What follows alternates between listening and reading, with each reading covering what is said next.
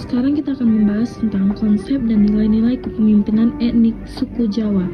Oke, sebelum kita masuk ke dalam materi, alangkah baiknya kami akan memperkenalkan diri. Kami dari kelompok 5 yang beranggotakan ada saya Rosa Cecilia Stanggal dan teman saya Rahma Puspita dan yang terakhir teman saya Hilwa Anggieta. Oke, sekarang saya akan membahas tentang latar belakang. Latar belakangnya itu ialah tata tertib keteraturan itu sama dengan kebutuhan akan makanan dan perlindungan yang sangat diperlukan oleh manusia. Bahkan binatang misalnya kawanan ikan, segerombolan burung, dan sekumpulan gajah di hutan rimba mempertahankan kehidupannya secara menggerombol atau kooperatif dan mengikuti pola tata tertib yang pasti, walaupun semuanya berlangsung atas dasar instingnya. Tanpa pola tata tertib dan kooperatif, mereka tidak akan mampu mempertahankan keberadaannya. Karena bangsa Indonesia adalah bangsa yang heterogen dilihat dari banyak aspek. Salah satunya adalah dari aspek suku bangsa yang membentuk bangsa Indonesia. Untuk itu, pemakalah mencoba untuk memaparkan teori kepemimpinan yang diambil dari kearifan budaya nasional.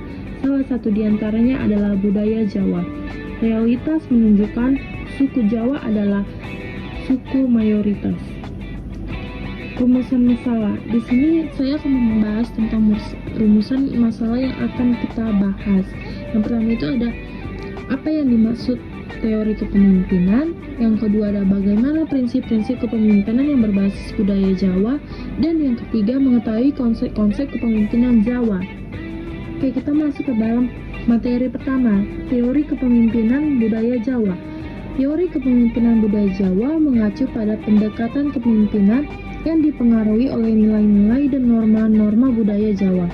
Dalam konteks ini, kepemimpinan tidak hanya dilihat dari aspek formal, tetapi juga dari bagaimana pemimpin berinteraksi dengan bawahannya berdasarkan prinsip-prinsip kearifan lokal.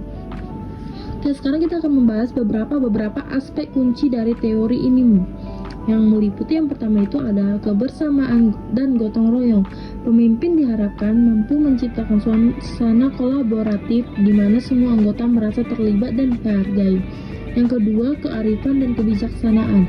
Pemimpin dihargai karena kemampuan mereka dalam pengambilan keputusan yang bijaksana seringkali mengutamakan musyawarah. Yang ketiga, sopan dan santun dan etika.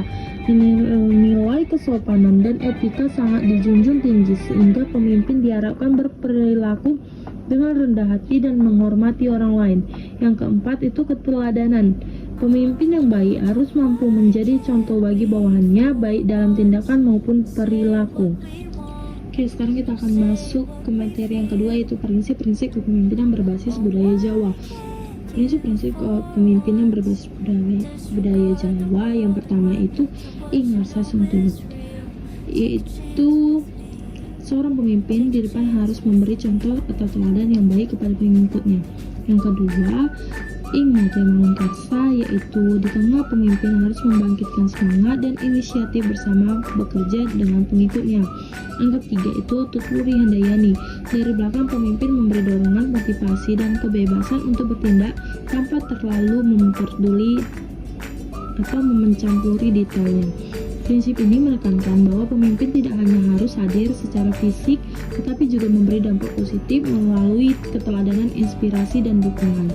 Yang kedua itu adalah Memayu Hayuning Bawana, yaitu prinsip ini berarti menjaga dan memperbaiki keindahan dan kesejahteraan dunia, yaitu pemimpin yang berbasis budaya Jawa tidak hanya memikirkan kekuasaan pribadi tetapi juga harus mempertanggungjawabkan untuk menciptakan harmoni dan kesejahteraan bagi masyarakat di lingkungannya. Oke, di sini dapat kita simpulkan kearifan dari prinsip-prinsip kepemimpinan Jawa tersebut. Hendaknya